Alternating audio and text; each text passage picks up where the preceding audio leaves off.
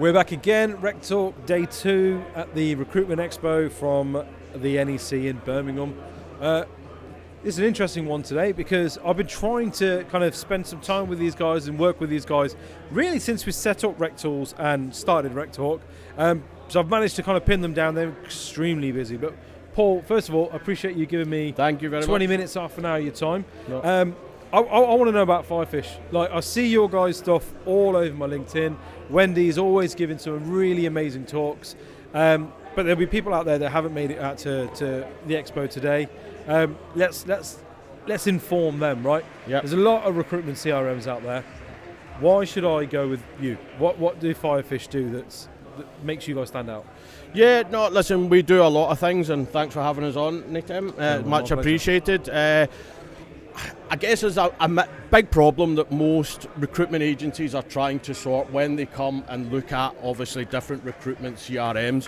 What we tend to find in the marketplace at the moment is that a lot of agencies have got different data points. They end up with data silos, so they're collecting data from different channels, whether it be website, whether it be social channels, whether it be communication channels, and that doesn't always make it onto the CRM, so it's very difficult for them to have that one single source of truth and be able to extract the data out that they need to make proactive decisions in terms of what they do with their business moving forward. Okay, so we are kind of looking to solve that, and we do that through three main areas. The first area is how does our engagement engine help recruiters engage candidates inside of the database, and we look at that through things like our AI and automation. Okay.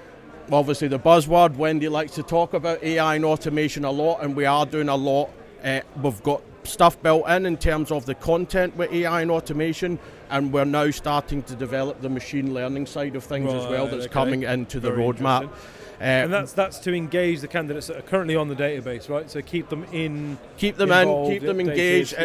Keep them engaged. How do we engage more candidates? A lot of industries out there are still very candidate short. So how do we help you engage those candidates? We then look at things like communications. Too many times on CRMs, there's not a way to log those communications or to have those communication touch points. Recruitment's all about relationship building. So if I go into the CRM and I can't see the last time that an email was sent, what is in that email, I can't see the last time we received an email back, I can't see the last time we logged a call, it's very difficult for me to see what type of relationship we've actually got with that candidate or that client. We then also have your compliance, so obviously keeping a compliant database is vitally important. We've got a collect and match. So the system, when you add a new job onto the system's actually going to collect the data, match that to the job, and it's going to give you a long list or a list of potential candidates inside of the database that can do this job before you've even gone to external channels. When you bring a candidate into the system will also match that candidate to hiring managers that's hired for somebody of that skill set to allow you to market that candidate out to the right hiring managers as well. So, but that matching, what is that done using AI? Is that done using tags? So that's done using keyword searching. It's also done using tags or skill coding. What we are doing in terms of the roadmap is able to allow that to, ultimately what we want to get the system to do is take stuff off the CV, machine learn, and then add them into the process as well. Hang on, there's something here. There's something here. Maybe I flag it to the consultant and let them validate. And then once we've actually engaged the database, what we're then looking to do is keep that database enriched. So what enrichment tools do we have that can actually help keep that data up to date, keep that data current, so that you're actually able, you've got an engaged database rather than just that filing cabinet of candidates and clients that happens a lot of times with CRMs. So again, we've got a number of different tools in there. We have our enrichment tool, so we've got a LinkedIn Chrome extension. We've got our Outlook and Gmail plugins that allows you to link your email directly into Firefish. Okay. What does the Chrome extension for LinkedIn do? Tell me about that. So that sounds interesting. So that'll allow you to add candidates and contacts. Oh, right. So literally just put them in my database. Directly from LinkedIn, code them up. It'll actually allow you to attach a CV or a LinkedIn profile And it also allows you to drop them straight into a live job, or it will allow you to put them onto the ATS for any live role that you've got as well. Okay. Right. Also allows you to opt them into your marketing channels, so things like our job alerts, our SMS marketing, our email marketing. So that candidate goes directly, or contact goes directly from LinkedIn straight into Firefish. So it's enriching your database. It's giving you more options every time you add a new job on. I like that. Okay. From there, we've also got our themed websites, and we've got our integrated jobs page as well. So any applications that come in directly from your website then come directly into Firefish. Okay? Straight into the system. Yeah. Okay, so you're not having to collect that from a different data point and then get that information into the system. I suppose the challenge there is then kind of how often do candidates usually apply on the recruitment agency's website? You know what I mean? That's your shop window though, so you need to give them an avenue to actually apply for the job. Now we've got different options in terms of how we drive traffic back to that website through things like social channels, through our Google for Jobs optimization that's built into our jobs page as well. There you go, right. So I was teeing you up for exactly that, right? So there's a lot of recruitment agencies that I speak to that are sort of like, they don't place any importance on their website, so we barely get any applications. Yeah, and you kind of go, well, it's chicken and egg, really. Yeah. You get no applications because no one's finding your jobs. 100%. No one's finding your jobs because it's not optimized. Yeah. And so therefore you're not using your website to post the jobs because you don't get the applications. And it becomes a self-fulfilling prophecy. Yeah. It makes sense that if a candidate gets taken back to your website, they need to be able to see the job and they need to be able to apply for the job. You need to make that candidate journey flawless at the moment and seamless. Otherwise, you could be losing candidates. We've got an inbuilt multi-poster as well, so the system will allow you to put your job directly onto any of our integrated job boards. And again, when those candidates come in, they're coming directly into the CRM, so you're not breaking that chain. As well as that, we're able to manage the source of those job applications as well, so we're able to give you that information in terms of our reporting functionality. So where is my original source? Where am I getting my applications? What's working for me? How much detail or drill down does that do? Because there are multi-posters out there, one in particular that featured on this podcast, who they really go into detail, right? So they'll go, listen, we can tell you the most optimum time to post on a particular job board, and kind of application ratios, and almost nudge you to be like, that catering job, put it on these 3 job boards, definitely, but try and post it at this time on this day. Ours won't go into that. We're not a standalone multi-poster, No, of course, so it's built into the product. It's an additional feature that we're given to stop, in terms of when I mentioned reduce operational costs, that's the type of thing that we're looking through external channels. Okay. I get that. No, that's fair. And then obviously when you've enriched the data, we're wanting to help you win faster or increase revenue. Okay. Yeah. And a big part of what we're doing at the moment is we have our reports dashboard, fully customizable reports dashboard. We've actually just built a full library for the reports dashboards that allows, with a couple of clicks of a button, for them to build a full reporting suite inside of Firefish. Okay. We have our recruiter KPIs, obviously that management of KPIs. I know that's a bit of a, sometimes bad word, but it's about those key results that are going to drive your recruiters to that end result at the end of it.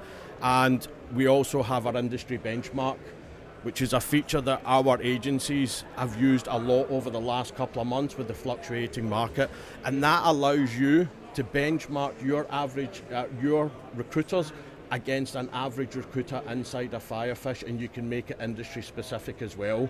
So say we worked in the construction industry, I can look at different metrics in the industry benchmarking to say how many new applications are my competitors coming in, how many applications are coming from existing, what is my average sales per recruiter, and it just gives you a little bit of... it could give you the push that you need, or the slap up the arse that you need, depending on what it is you need, right? And at the moment, it probably gives a lot of them a little bit of peace of mind that not everybody out there is market like doing... this, I'm with you, And they can start to look, but they can also go, hold on a minute here, why are they getting 10 applications from new applications? I'm only getting 3. Am I doing the right things on my job applications?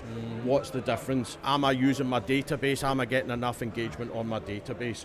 So that's ultimately what we're looking to do, is fix that problem, and that's how we fix the problem. Well, where do you find your kind of ideal customer seems to sit, also your most common customer?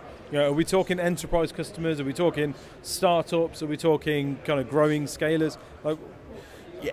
Listen, I think we fit anywhere between that 1 to 100 mark ultimately, okay? Because your product is so scalable with the business, right?